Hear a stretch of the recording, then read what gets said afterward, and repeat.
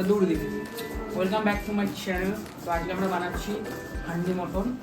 আমরা হাঁড়িটাকে ধুয়ে নিচ্ছি, হাঁড়িটাকে গরম করতে হবে, এমনভাবে গরম করতে হবে না হাঁড়িটা না ফাটে।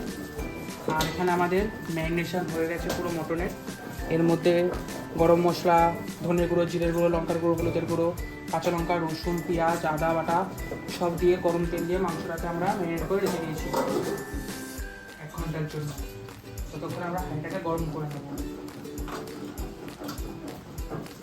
হাঁড়িটাকে গরম করার পরে আপনাদের স্পেশাল যেটা বানাতে হয়েছে শাহজিরা, জায়ত্রী, জায়ফল, ধনের এগুলোকে ভেজে নিয়ে গুঁড়ো করে নিয়ে তারপরে এটাকে বানাতে হচ্ছে। এই হাঁড়িটাকে আমাদের আটা দিয়ে ভালো করে সিল করতে হবে যাতে হাওয়া না বেরোয়।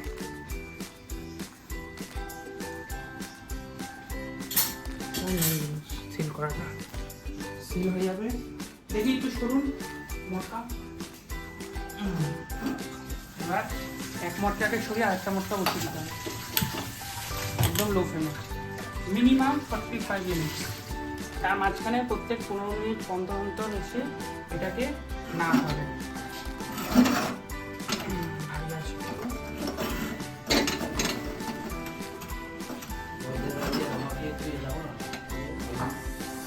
ওই যে হরলিক্স চেটে ওই যে হরলিক্স চেটে চেটে খাচ্ছে, আমাকে একটু হরলিক্স দাও না, চেটে চেটে খাবো। 1 ঘন্টা ইয়ে করার পরে আলটিমেটলি রেডি আমাদের হান্ডি মটন।